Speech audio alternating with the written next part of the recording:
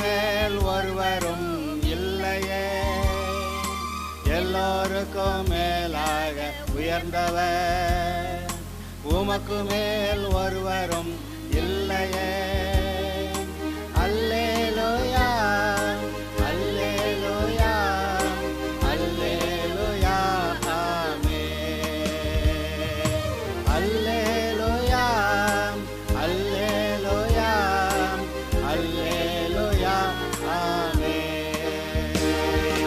ஒருவரால் சிருஷ்டிக்கப்படாமலே தாமாக என்றென்றும் இருப்பவர், ஒருவரால் சிருஷ்டிக்கப்படாமலே தாமாக என்றென்றும் இருப்பவர். அல்லேலூயா அல்லேலூயா அல்லேலூயா. இந்த சாத்தான் ஒருவன் இருக்கிறானே, அவன் கர்த்தருடைய பிள்ளைகள் மேல் குற்றம் சாட்டுகிறவன். இந்த குற்றச்சாட்டுகள் இரண்டு வகைப்படும். ஒன்று, நாம் செய்த குற்றத்தை சொல்லுவது. ரெண்டாவது, நாம் குற்றம் செய்யாமல் இருக்கும்போதே இவன் இந்தந்த விதத்திலெல்லாம் குற்றவாளி என்று சொல்லுகிறது. இந்த சாத்தான் தேவனிடத்திலே போய் யோபுவை பற்றி குற்றஞ்சாட்டுகிறான். தேவனே சொல்லுகிறார், யோபு உத்தமனும் சன்மார்க்கனும் பொல்லாப்புக்கு விலகி தன்னை நீதியாய் காத்து கொள்ளுகிறவன் என்று அவர் சொல்லுகிறார். ஆனால் இவன் போய் அங்கே குற்றஞ்சாட்ட போகிறான். அது அவன் பாவம் செய்யாமல் இருக்கும்போதே பிசாசு சாட்டுகிற குற்றங்கள். அதைத்தான் இயேசு சொல்லுகிறார், உங்கள் மேதில் பலவிதமான தீமையான மொழிகளை பொய்யாய் சொல்வார்களானால் நீங்கள் பாக்கியவான்கள் என்று. மேலும் 1 யோவான் 3:20 நம்முடைய இருதயமே நம்மை குற்றவாளிகளாக தீர்க்குமானால் தேவன் நம்முடைய இருதயத்திலும் பெரியவராயிருந்து சகலத்தையும் அறிந்திருக்கிறார். பிரியமானவர்களே, நம்முடைய இருதயம் நம்மை குற்றவாளிகள் என்று தீர்க்காதிருந்தால் நாம் தேவனிடத்தில் தைரியம் கொண்டிருந்து அவருடைய கற்பனைகளை நாம் கைக்கொண்டு அவருக்கு முன்பாக பிரியமானவைகளை செய்கிறபடியால் நாம் வேண்டிக் கொள்ளுவது எதுவோ அதை அவராலே பெற்றுக்கொள்ளுகிறோம். இங்கும் கூட நம்முடைய மனசாட்சி நம்மை குற்றவாளி இல்லையோ என்று தீர்க்கிறதை பற்றி பேசுகிறது. ஆக ஒரு விசுவாசியுடைய வாழ்க்கையில், அவிசுவாசிகளுக்கும் அதுதான், அவிசுவாசிகளுக்கு அந்த குற்ற மனசாட்சி என்ன சொல்லுகிறது? நீ தேவனுக்கு புறம்பாயிருக்கிறாய், நீ நரகம் போவாய், நீ தப்ப வேண்டுமானால் இயேசுவை ஏற்றுக்கொள், மனம் திரும்பு, இயேசுவை ஏற்றுக்கொள் என்று சொல்லுகிறது. ஆனால் ரட்சிக்கப்பட்ட விசுவாசிகளுக்குள்ளே அவர்கள் ரட்சிப்பை இழந்து போகத்தக்கதாக பாவம் செய்ய மாட்டார்கள். அதாவது மரணத்துக்கு ஏதுவான பாவம், மரணத்துக்கு ஏதுவல்லாத பாவம் என்று இதே 1 யோவானில் கடைசியில் எழுதியிருக்க. அந்த வசனங்களின்படி விசுவாசிகள் மரணத்துக்கு ஏதுவான பாவம் செய்ய மாட்டார்கள். மரணத்துக்கு ஏதுவான பாவம் எது? ஏதோ ஒரு பாவத்தை செஞ்சால் அவங்க ரட்சிப்பை இழக்கிறார்கள்.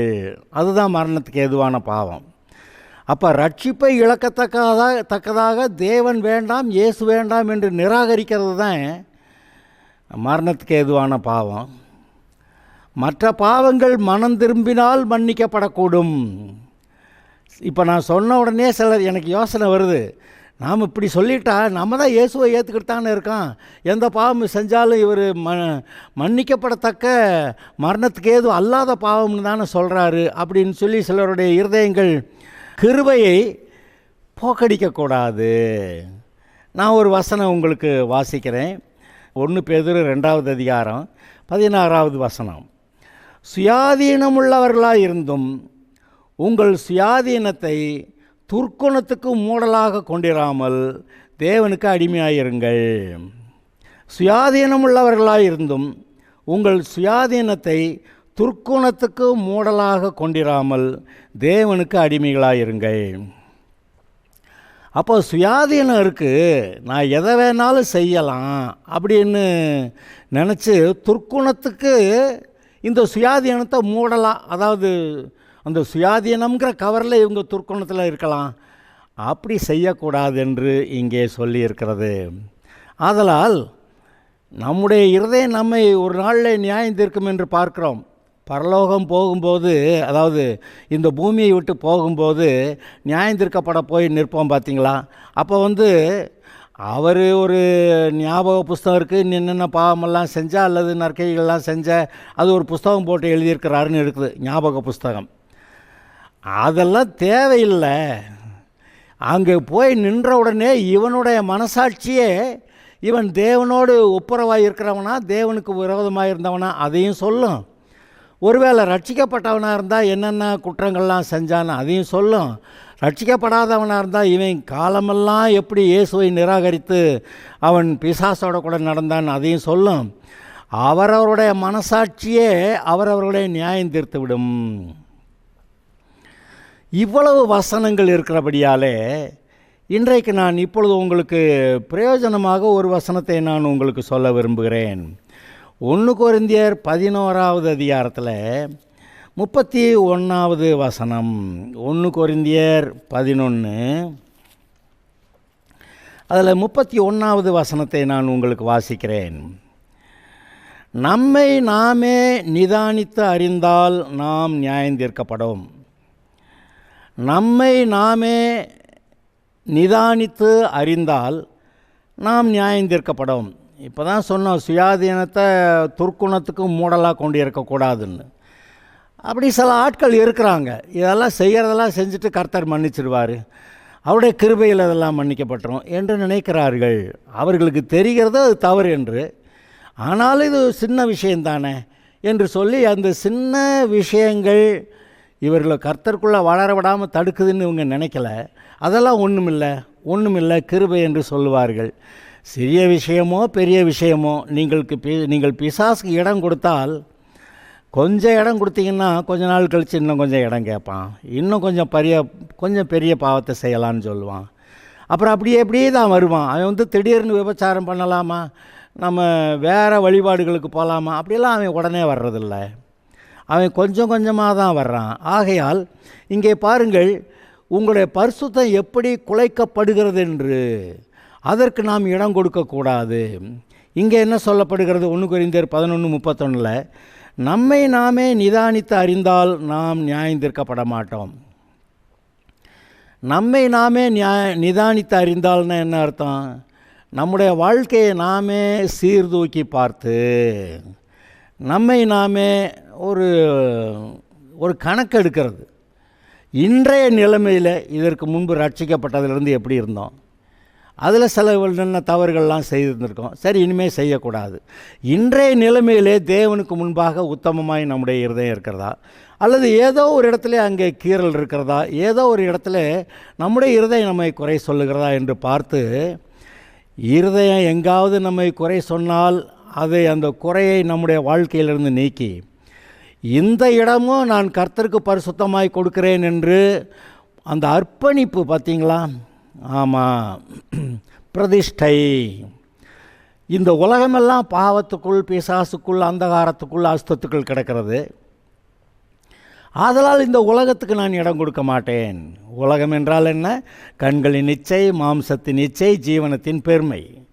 இது எதுக்குமே நான் இடம் கொடுக்க மாட்டேன் என்று நம்முடைய ஆவி, ஆத்மா, சரீரம் முழுவதையும் கர்த்தருக்கு பரிசுத்தமாய் ஒப்படைக்கிறது தானே, அதுதான் பிரதிஷ்டை. அப்படி பிரதிஷ்டை பண்ணி கொண்டவர்கள்தான் சீஷராயிருக்கிறார்கள், இயேசுவுக்கு சீஷராயிருக்கிறார்கள். அப்படி இயேசுவுக்கு சீஷர்களுக்கு மட்டும்தான் இந்த ஞானஸ்நானம் கொடுக்க வேண்டும் என்று சொல்லப்படுகிறது. அப்படி ஞானஸ்நானம் பெற்றவர்கள் தங்களுடைய வாழ்க்கையிலே கிறிஸ்துவுக்குள் வளரும்போது மேலும் மேலும் வசனத்தினால் பரிசுத்தம் அடைகிறார்கள். ரட்சிக்கப்படும் போது அவர்களுக்கு தேவனை பற்றிய எல்லா காரியங்களும் தெரிந்திருக்கிறது இல்லை. ஆனால் அவர்கள் சபைக்கு போதிக்கப்பட்டு வளரும்போது அவர்கள் தேவனை அறிகிற அறிவிலே வளர வளர வளர அங்கே ஏதோ நமக்கு தெரியாதிருந்த, இது தவறு இது சரி அப்படி தெரியாதிருந்த விஷயங்களில் கூட நாம் போதிக்கப்படுகிறோம். அப்படியானால் நாம் தவறுகளுக்குள்ளே நுழைகிறதில்லை. நம்முடைய பரிசுத்தத்தை நாம் காத்துக்கொள்ள முடிகிறது, அபிஷேகத்தை காத்துக்கொள்ள முடிகிறது. கர்த்தர் நம்மை பலப்படுத்துவார், நம்மை கொண்டு பெரிய காரியங்களை செய்வார். ஆதலால் தான் இந்த வசனங்கள் சொல்லப்படுகின்றன.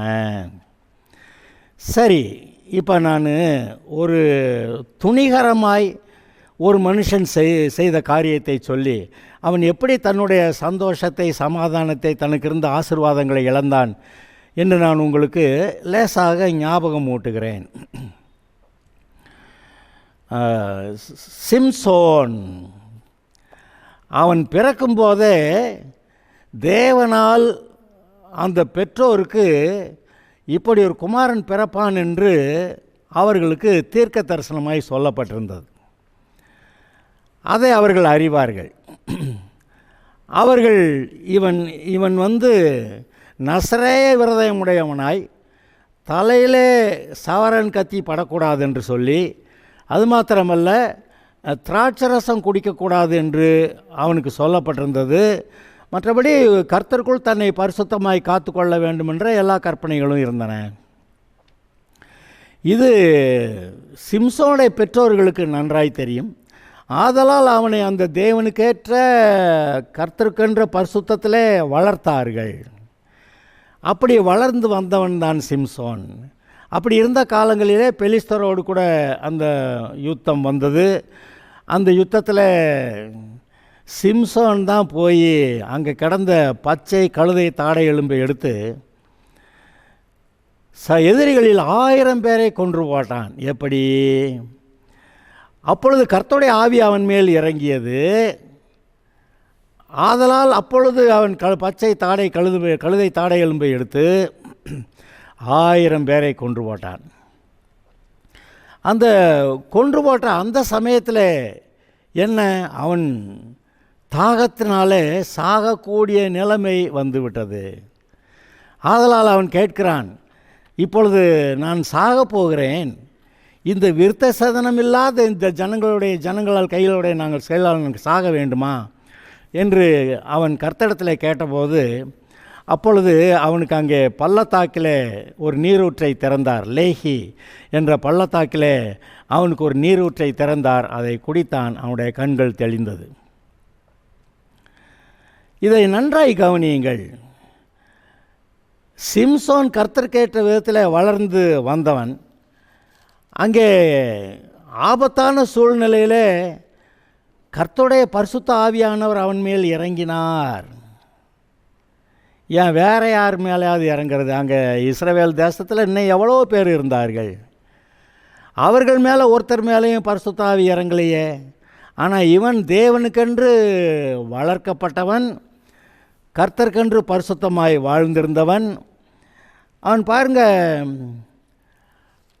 இந்த எதிரிகள் வந்தபோது இஸ்ரவேலரும் கேட்கிறார்கள், நீ உதவி செய்ய வேண்டும் என்று. அப்பொழுது இவன் போய் அங்கே எதிரிகள் மத்தியில் முன்பாக நிற்கிறான். கர்த்தருடைய ஆவியானவர் அவன் மேல் இறங்குகிறார். கர்த்தருடைய ஆவியானவர் இறங்கின பிறகு அவனுடைய சரீர பிரகாரமாக அவன் பெரிய பலன் அடைந்தான் என்று சொல்லப்பட்டிருக்கிறது பைபிளில். இந்த இடம் மட்டும்தான், இந்த இடத்துல மட்டும்தானா? வேறு எந்த இடத்துலையும் அது மாதிரி வேறு எங்கேயும் கர்த்தர் சரீர பிரகாரமாக பலப்படுத்த மாட்டாரா? அப்படி இல்லை, தேவையான போது சரீரத்திலும் பலப்படுத்துவார். ஆனால் இங்கே இந்த ஒரு இடத்துல எழுதியிருக்கிறது, அவன் சரீரத்தில் பலன் அடைந்து கழுதை தாடை எழும்பினால், எங்கே வேறு பட்டயமாக இருந்தது, கழுதை தாடை எழும்பினால் 1000 பேரை கொன்று போட்டான் என்கிறது அதிசயங்களில் ஒன்று. ஆனால் நடந்த காரியம் என்ன நடந்தது? அதாவது சிம்சோன் அந்த பெலிஸ்தர்களை கொல்லவில்லை, கர்த்தருடைய ஆவியானவர் தான் இவனை ஒரு கருவியாக பயன்படுத்தி இஸ்ரவேலுடைய சத்துருக்களை முறியடித்தார். அப்படி நீங்கள் பாருங்கள். அப்படியானால் கர்த்தருடைய கருவியாக இருக்கும்போது பரிசுத்த ஆவியானவர் நம்மேல் இறங்கி நம்மை பலப்படுத்தி கர்த்தர் தமக்கு சித்தமான காரியங்களை நம் மூலமாக செய்ய வாய்ப்பு அங்கே இருக்கிறது. ஆதலால் நாம் கர்த்தருடைய பிள்ளைகள் எப்போதும் உத்தம இருதயத்தோடு கூட இது போன்ற எந்த ஒரு காரியத்தையும் செய்ய நம்மை உபயோகப்படுத்தும்படி, ஒரு கருவியாக பயன்படுத்தும்படி நாம் கர்த்தருடைய சமூகத்தில் அங்கே எப்பொழுதும் ஆயத்தமாக இருக்க வேண்டும். இங்கே பாருங்கள், இந்த சிம்சோனை பற்றிய கதையை நீங்கள் வாசிச்சிங்கன்னா அது ரொம்ப இன்ட்ரெஸ்டிங்காக இருக்குது. நியாயாதிபதிகள் 15வது அதிகாரத்தில் 11வது 10வது வசனத்திலிருந்து வாசிக்கிறேன்.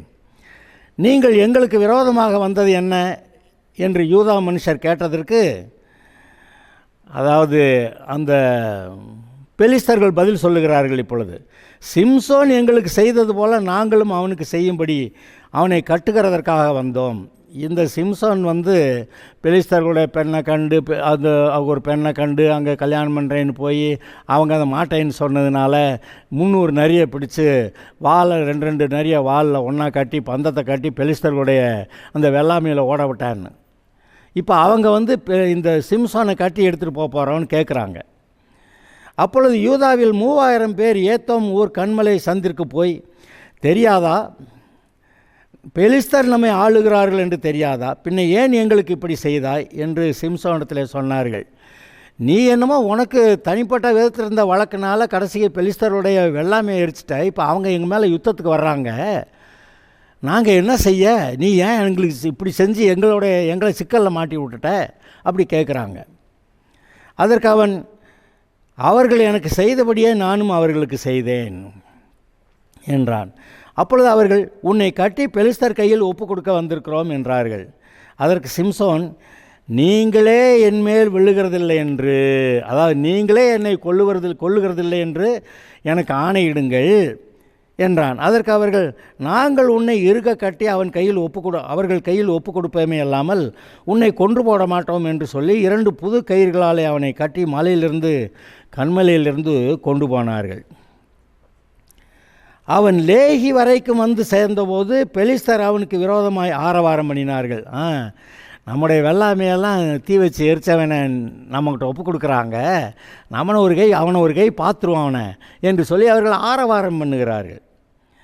அப்பொழுது கர்த்தருடைய ஆவி அவன் மேல் பலமாய் இறங்கினபடியால் அவன் புயங்களில் கட்டியிருந்த கயிறுகள் நெருப்புப்பட்ட நூல் போலாகி கட்டுகள் அவன் கைகளை விட்டு அருந்து போயிற்று. இவனை நல்லா கட்டி தான் கொண்டு போயிருக்கிறாங்க. ஆனால் அவனுக்கு அப்படியாடா அப்படின்னு இவன் தனக்குள்ளே யோசிச்சிருப்பான் பாருங்க. அந்த கயிறுகள் அருந்து போயின. உடனே அவன் ஒரு கழுதையின் பச்சை தாடை எலும்பை கண்டு தன் கையை நீட்டி அதை எடுத்து அதனாலே 1000 பேரை கொன்று போட்டான். இதை தான் நான் சொன்னேன், இவன் கொன்றானா இவனுக்குள்ளே இருந்த ஆவியானவர் பலன் கொண்டு கர்த்தர் இவனை ஒரு கருவியாக பயன்படுத்தி கர்த்தர் அந்த பெலிஸ்தர்களை கொன்று அங்கே இஸ்ரவேல் ஜனங்களுக்கு பாதுகாப்பையும் அந்த பெலிஸ்தர்கள் மேலே பழி வாங்கினார்னு அதை நீங்கள் நினச்சி பார்க்கணுன்னு சொல்லுவேன். அதுபோல் தான் தாவீது கல்லை விட்டு எறிஞ்சபோது தாவீது கொன்னானா, தாவீதை கர்த்தர் ஒரு கருவியாக பயன்படுத்தி அந்த நேரத்தில் பெலிஸ்தர்கள் அந்த வீரனை கோலியாத்தை கொண்டு போட்டாரா?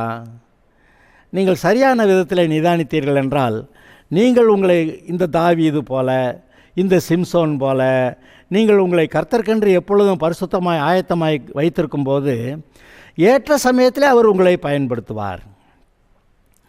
அப்பொழுது சிம்சோன், கழுதையின் தாடை எலும்பினால் குவியலாக பட்டு கிடக்கிறார்கள், கழுதையின் தாடை எலும்பினால் 1000 பேரை கொன்றேன் என்றான்.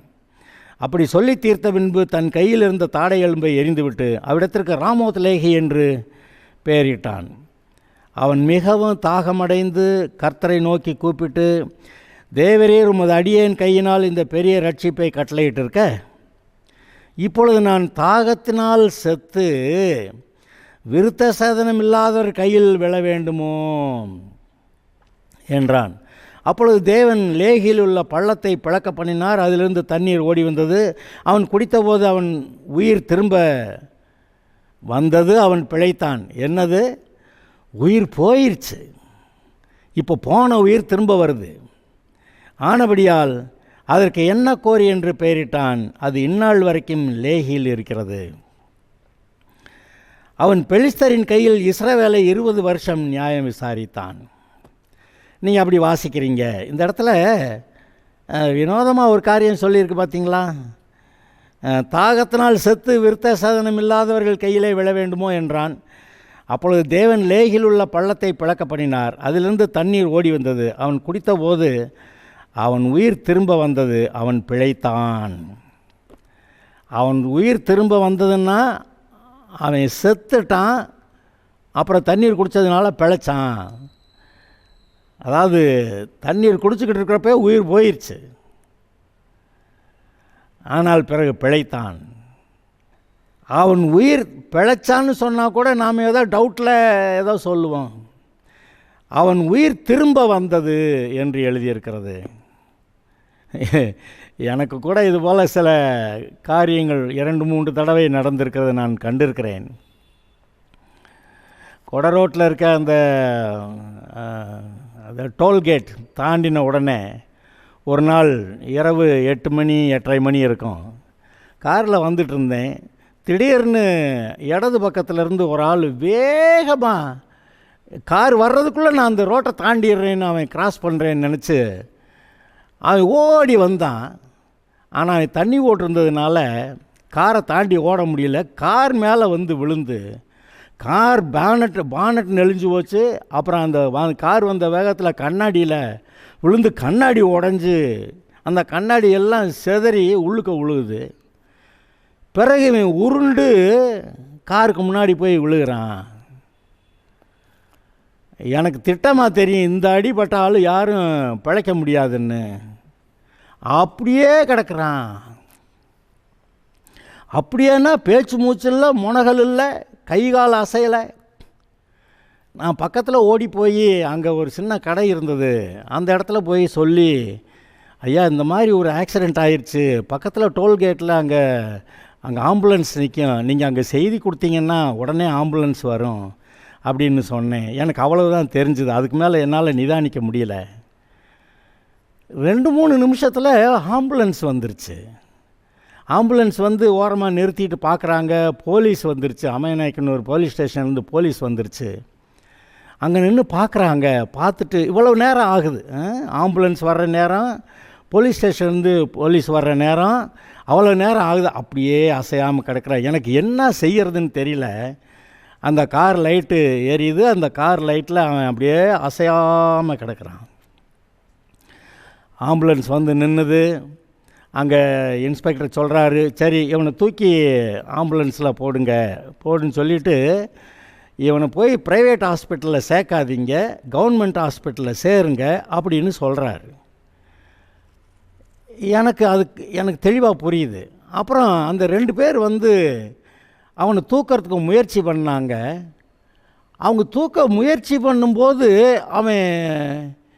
அவன் அசைகிறான், எழுந்து உட்கார முயற்சிக்கிறான்.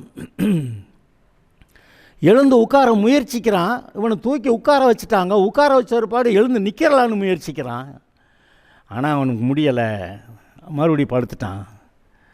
சரி உயிர் இருக்குதுன்னு நான் நினச்சேன். அதான் உயிர் இருக்குதுன்னா உயிர் போயிடுச்சு, உயிர் இருக்குதுன்னு நினச்சேன். அவனை தூக்கி ஆம்புலன்ஸில் போட்டாங்க. அப்புறம் என்னைய கார் எடுத்துகிட்டு போலீஸ் ஸ்டேஷனுக்கு வர சொல்லிட்டாங்க. அன்றைக்கு இவங்க கொண்டு போய் ஆம்புலன்ஸில் கொண்டு போய் ஹாஸ்பிட்டலில் சேர்த்து வெறும் ஃபஸ்ட் எய்டு மட்டும்தான், அவசர உதவி மட்டும்தான் செஞ்சுருக்குறாங்க. அவனுக்கு ஒன்றுமே இல்லை, அவனுக்கு எந்த காயம் ஒன்றும் இல்லைன்னு சொல்லி ஒரு நாள் வச்சுருந்துட்டு அடுத்த நாள் டிஸ்சார்ஜ் பண்ணிட்டாங்க. எனக்குன்னா ஆச்சரியத்து மேலே ஆச்சரியம். இது இப்படி நடக்கிறதுக்கு முன்னாடி ஏறக்குறைய 1 மாதம் இருக்கும். நான் அநேகர்கிட்ட சொல்கிறேன், என்னை ஒரு ஆக்சிடெண்ட்டில் பிசாசு சிக்க வைக்க பார்க்குறான், நான் அதை எதிர்த்து நிற்கிறேன். என்னுடைய மனதில், என்னுடைய ஆத்மாவில் எதிர்த்து நிற்கிறேன். பிசாசுக்கு இடம் கொடுக்கக்கூடாதுன்னு எதிர்த்து நிற்கிறேன். கர்த்தர் என்னை சுற்றி இருக்கிறார், என்னை சுற்றி பாளையம் இறங்கி இருக்கிறார், அக்கினி மதிலாக இருக்கிறார். இந்த தீங்கு வராதபடிக்கு என்னை கர்த்தருடைய பாதுகாப்புக்குள்ளே ஒப்படைக்கிறேன்னு ஏறக்குறைய 1 மாதம் அளவுக்கு நான் அறிக்கை பண்ணி கொண்டிருக்கிறேன். ஒரு நேரம்னா சர்ச்சில் செய்தியின் போது இப்படி ஒரு வார்த்தையை சொல்லவும் செஞ்சுருக்கிறேன். ஆனால் இவ்வளவு சொல்லி நான் இவ்வளவு பாதுகாப்பாக கர்த்தருக்குள்ளே என்னை பாதுகாப்பாக வைத்திருக்கிறேன் என்று நினைத்த பிறகும் கூட இப்படி ஆகிவிட்டதே என்று நான் வருத்தம் எனக்கு இருந்தது. ஆனால் இவன் எழுந்து உட்கார முயற்சி பண்ணது, அப்புறம் இவனை ஹாஸ்பிட்டலில் கொண்டு அட்மிட் பண்ண ஒரு பாடு அவனுக்கு ஒன்றும் இல்லைன்னு சொல்லி ஒரு நாளில் அவனை டிஸ்சார்ஜ் பண்ணது எனக்கு தெரியும். மற்றவர்களுக்கு அதை புரிந்து கொள்வார்களோ ஏற்றுக்கொள்வார்களோ அது எனக்கு தெரியாது. அந்த நேரத்தில் அவன் உயிர் திரும்ப அவனுக்குள் வந்தது என்று நான் அறிவேன். ஏன்னா கார் பானட் வந்து லேஸில் நெளியாது, நம்ம அடித்தா கூட நெளியாது அது. ஆனால் கார் பானட் நெளிஞ்சு போச்சு. அவன் அதை அடித்து கண்ணாடியில் விழுந்து கண்ணாடியெல்லாம் செதறி எல்லாம் டிரைவர் சீட்டில் பக்கத்தில் உட்காந்துருந்தவங்க மேலெல்லாம் கொட்டிடுச்சு. அவன் மறுபடியும் உருண்டு கார் முன்னாடி போய் விழுகிறான். இந்த அட்டியில் என்னமும் யாரும் தாங்க முடியுமா? முடியாது. எனக்கு தெரியும், க்ளீன், ஆல் அவுட்டு. எனக்கு ஒன்றும் பேச முடியலை. ஆனால் நடந்தது அவ்வளோ பெரிய இக்கட்டிலிருந்து கர்த்தர் என்னை காப்பாற்றினார் என்று. கர்த்தரை அவனை காப்பாற்றினது வேற விஷயம். இப்போ என்னை காப்பாற்றினதுனால தான் அவனுக்கு ஜீவன் வந்தது என்று நான் நினைக்கிறேன். அதுபோல் இன்னொரு விஷயம், சென்னையிலேருந்து வந்து கொண்டிருந்த போது முன்னாடி ஒரு பஸ்ஸு நின்றுட்டு இருந்தது. அதை எனக்கு இருந்த இடத்துல நான் ரோட்டை கிராஸ் பண்ணி அது பஸ்ஸை தாண்டி வரலான்னு வர்றேன். கிட்ட வந்த ஒரு பாடு தான் அந்த பஸ்ஸு மறைவிலேருந்து ஒருத்தன் கிராஸ் பண்ணுறான். ஐயோ அப்படின்னு சொல்லி பிரேக் அடித்தா, நிச்சயமாக அடிச்சிட்டான் அப்படின்னு நினைக்கிறேன். கார் கொஞ்சம் தள்ளி போய் தான் நிற்கிது. இவன் இருந்த இடத்தெல்லாம் தாண்டி ஒரு 10 அடி தள்ளி போய் தான் நிற்கிது. செத்தம் என்ன ஆச்சோ அப்படின்னு சொல்லிட்டு கதவை திறந்து பார்க்குறேன். இவன் 2 அடி தாண்டி அந்த மீடியன், 2 ரோட்டுக்கு நடுவில் இருக்க மீடியன் மேடாக இருக்குமே, அதில் ஏறிக்கிட்டு இருக்கான். கர்த்தாவே, நீர் அவனை காப்பாற்றினீரோ இல்லையே, என்னை காப்பாற்றினீர் ஆண்டவரே. இந்த இடத்துல இங்கே ஏதாவது ஆக்சிடென்ட்டுன்னு நாங்கள் காரை போட்டுட்டு உட்காந்துங்க, போலீஸ் வந்து காரை கொண்டு வான்னு சொல்லி நான் கேஸ் ஃபைல் பண்ணி நான் இங்கேயே வீட்டுக்கு போகாமல் இங்கேயே உட்காந்துருக்கிறதா அப்படின்னு சொல்லி அப்படி யோசிக்கும்போது கர்த்தர் என்னை காப்பாற்றினார் என்று எனக்கு தெரியும். சாக வேண்டியவன் அன்னைக்கு பிழைச்சான். அருமையானவர்களே, என்னுடைய சொந்த வாழ்க்கையில் அநேக காரியங்கள், ஏதோ குளிக்க போகிறேன்னு குளத்தில் தண்ணி குடித்து மூழ்கிட்டேன். அந்த சமயத்தில் ஒருத்தன் வந்து என்னை பிடிச்சி இழுத்து கொண்டு போய் காப்பாற்றினான். ஆக்சிடெண்ட்டில் சிக்கினப்போ ஆல் அவுட்டுன்னு நினச்சேன். அதாவது ஆஸ்பத்திரிக்கு கொண்டு வந்துட்டாங்க. அங்கே போனோம்னா ஒன்றுமே தெரியல, எல்லாம் அவுட் ஆகிடுச்சு. அதுக்கப்புறம் எவ்வளவோ நேரம் கழித்து இந்த விழாவில் ஓட்டை போட்டு அங்கே உள்ளே இருந்த அந்த இருதயத்துக்கும் அந்த ப்ளூரால் மெம்பரைனுக்கு இடையில இருந்த ரத்தம், 2 பாட்டில் ரத்தத்தை எடுத்து அப்புறம் தான் மூச்சு விடவே முடியுது. அப்படியெல்லாம் ஏதோ ஒரு விதத்தில் பிசாசு என்னை ஒழித்து கட்ட வேண்டும் என்று பல இடங்களில் போராடின போது கர்த்தர் என்னை காப்பாற்றி இருந்திருக்கிறார். இந்த விஷயத்தில் என்ன, செத்தான் உயிர் போயிடுச்சு அப்படின்னா நான் நம்புகிறேன், போன உயிர் திரும்ப வந்தது எனக்காக என்று நான் நம்புகிறேன். அருமையானவர்களே, இன்றைக்கும் நம்முடைய வாழ்க்கையில் விசுவாசிகளாக இருக்கிற, உண்மை விசுவாசிகளாக இருக்கிற நீங்கள் இது போன்ற அனுபவங்களை பெற்றிருப்பீர்கள் என்று நினைக்கிறேன். கர்த்தர் உங்களை காக்கிறார். உங்களை காப்பதற்காக உங்களை சுற்றி இருக்க மற்றவர்களையும் காக்கிறார். இந்த விஷயத்தில் இங்கே சிம்சோனுடைய உயிர் திரும்ப அவனுக்குள் வந்தது என்று நாம் வாசிக்கும்போது, உயிர் போகிற அளவுக்கு இந்த எதிரிகளை அடித்து கொள்றதுக்கு அவனுக்கு ஆவியானவர் பலப்படுத்தினார். கடைசியில் தாகத்தில் சாகரமாங்கிறப்ப லேகிய பள்ளத்தாக்கை திறந்து விட்டார். அங்கே தண்ணீர் வந்து குடித்தான், ஆனால் உயிர் போயிடுச்சு. சொல்லுவாங்கள்ல, ஆப்ரேஷன் சக்ஸஸ், ஆனால் பேஷண்ட்டு டைடு அப்படி சொல்லுவாங்க. ஆப்ரேஷன் சக்ஸஸாக, ஆனால் பேஷண்ட்டு டைடான், செத்து போயிட்டாரான். அதுபோல் நிலைமைங்க. ஆனால் அப்படி நிலைமையில் இவனுக்கு உயிர் கொடுத்து, சிம்சோனுக்கு உயிர் கொடுத்து, அதற்கு பின்பு அவன் 20 வருஷம் அந்த இஸ்ரவேலை அரசாண்டான் என்று நீங்கள், அதாவது இஸ்ரவேலை ஆண்டான் என்று நீங்கள் பார்க்கிறீர்கள். சிம்சோன் வந்து ராஜாவாக இருக்கலை, ஆனால் ஒரு நியாயாதிபதியாக இருந்து அந்த தேசத்தை நடத்தினான் என்று நீங்கள் பார்க்கலாம். ஓகே, இப்பொழுதும் கூட இந்த சிம்சோன் எங்கே பரிசுத்தத்தை பின்னாடி இழந்தான்? இவ்வளவு பரிசுத்தமாக இருந்தாலும் அவன் இந்த வேசி வீட்டுக்கு போய் பல தடவை எச்சரிக்கப்பட்டும் அவன் மனம் திரும்புறதுக்கு வாய்ப்பு கொடுக்கப்பட்டும் அவன் மனம் திரும்பாமல் கடைசியில் அவன் உயிர் போனாலும் பரவாயில்லைங்கிற அளவுக்கு ரகசியத்தை வெளிப்படுத்திட்டான். இப்படி பரிசுத்தத்தை இழந்து போனால் ஆபத்து வருகிறது.